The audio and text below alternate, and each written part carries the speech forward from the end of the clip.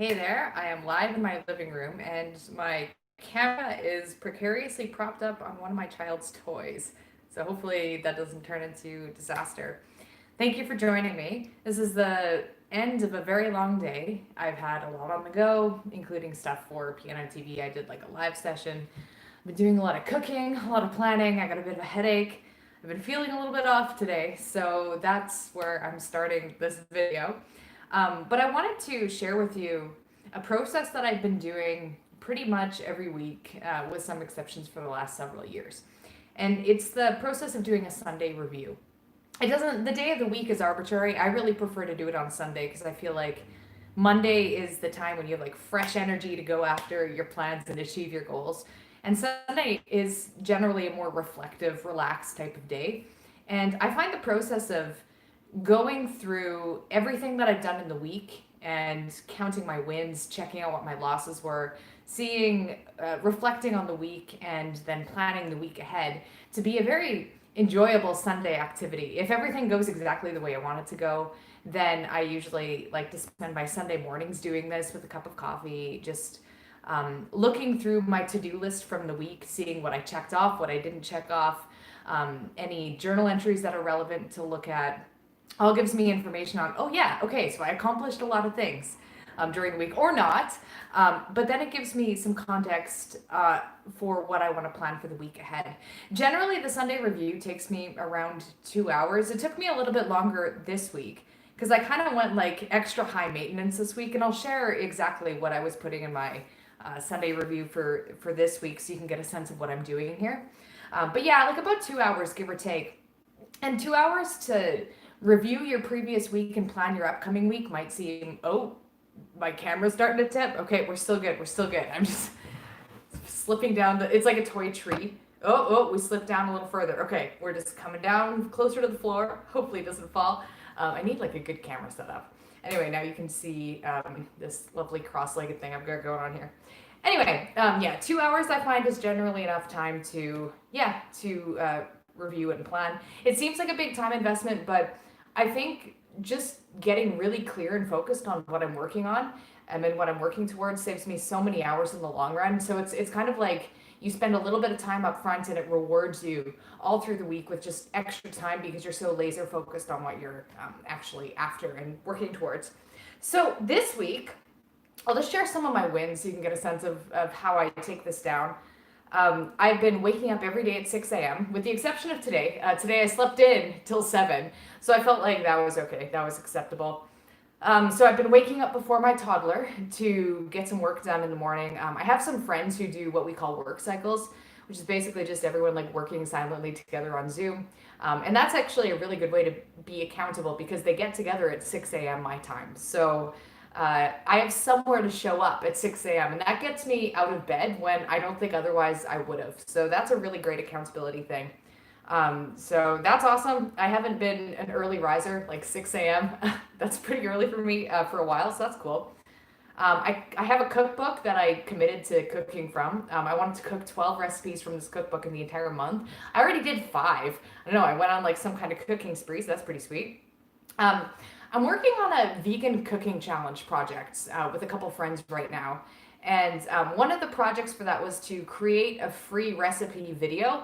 So I've already gone through the phase where I've like tested it. I've got to film it now, but the test run was completed. I've journaled 7 times. I finished 2 books. One of them is Your Band is a Virus. I'm reading a lot of music books right now. And the other one is a personal development book, a classic one called Powerful Engagement. Both good, both enjoyable reads. I finished the first week of my Piano TV pop song challenge that I'm doing right now. So that's keeping me pretty busy. I've completed a really rough draft for my album release timeline. So I was originally scheduling my album to come out in the late fall, but it looks like realistically we're going to be pushing it back to January. So that is what it is. I'm working on getting all the moving parts in place. Like we're going to be filming a music video probably in November, another one in December. So we've got like a lot of things on the go that I really need to plan.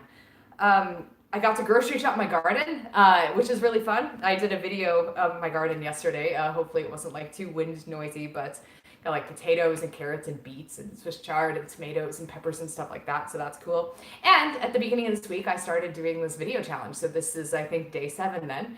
So those are my wins for the week. And when I look back on that, I'm like, okay, that was a pretty good week. Like I did some pretty cool things. In terms of, I always like to look at, okay, what didn't I really achieve? What did I not do well? So I might be the victim of fraud again. There's like another whole other story there. I might have lost some money from my bank account that just kind of disappeared. So that's something I'm following up. That is definitely a loss if that's true. I'm really not happy about that. So hopefully, wish me guys luck. Wish me guys luck. Wish me luck, you guys. It wasn't a very social week. Usually I like to have lots of one-on-ones, but I didn't get any of those this week, unfortunately. And I feel I've spent the entire week feeling a little bit overwhelmed. Not by the day-to-day stuff. So things with my piano TV course are going really well, but it's more like the overarching stuff. So feeling like releasing an album, like a music album into the world is a big task. Like it's huge. There's like a ton of things to consider, and that task in and of itself have just been like shrinking away from it because there's so much to do and I don't even know where to start. So towards the end of this week, I really started taking some time to break down, okay, what are the things I need to do to actually make this album happen, and how can I contribute my time and energy in a way that makes sense. So one thing that I did after that, so I did some journaling on like, you know, how I felt this week, what, like just some more like personal notes and stuff like that, which we'll not get into right now. But sort of what I was talking about, like I've had this feeling of overwhelm, this feeling of uncertainty with my future. Like there's a lot of instability in my life right now. And that's true for a lot of us because of COVID, especially with school starting again. But what I did, I'm just gonna kind of show you this a little bit. I have my entire to-do list. I've been experimenting with the app Notion. So I basically have like my entire, you know, Monday through Sunday, because I work every day. I kind of have to-do list all mapped out. The one thing that I went above and beyond, like way extra, is I actually put times to do things. And I don't normally schedule my tasks into time blocks, but I did this week because I have a lot to do.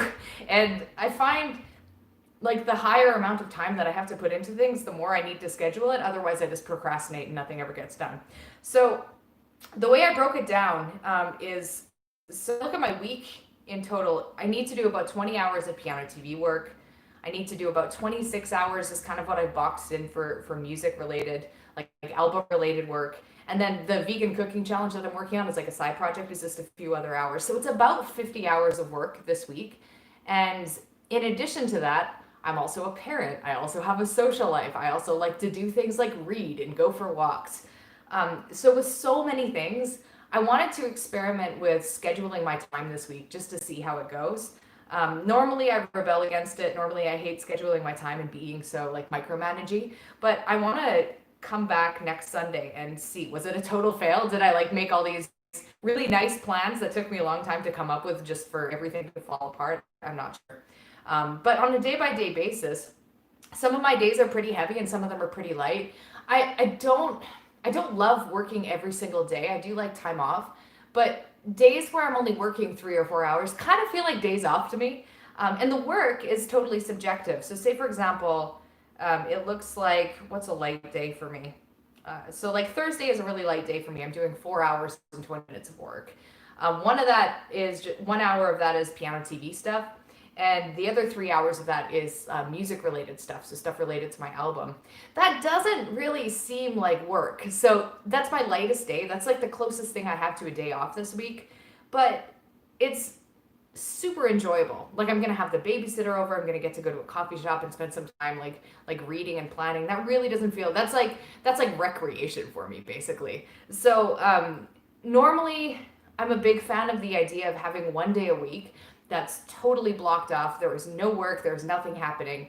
But that's not super realistic for my life this month, at least. So we'll see, maybe October I'll find some more rest time.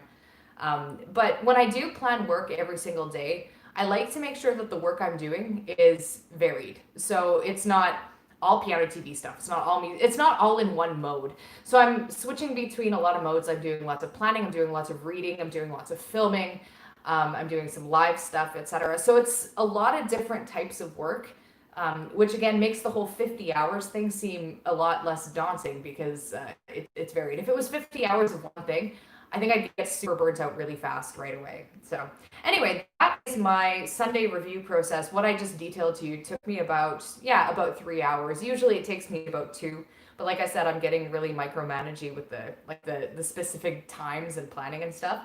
One thing that seems to really help my productivity, what I noticed from this week with waking up at 6 a.m. every day, is like that alone is key. I get probably an extra like 6 to 10 hours of work in a week that I couldn't have otherwise, that I would have just spent sleeping. So really good habit to have there. And this is something like I work for myself. Like the work I do, I don't like go to an office or anything like that. So that means I just have to be even more aware of how I'm spending my time to make sure I'm actually, getting everything that I need to get done. Because I don't have someone leering over my shoulder telling me to do things.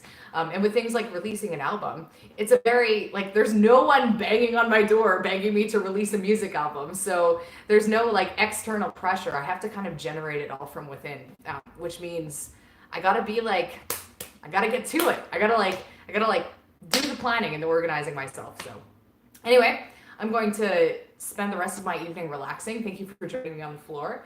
Thankfully, my camera did not slip down any lower, and I will catch up with you guys tomorrow.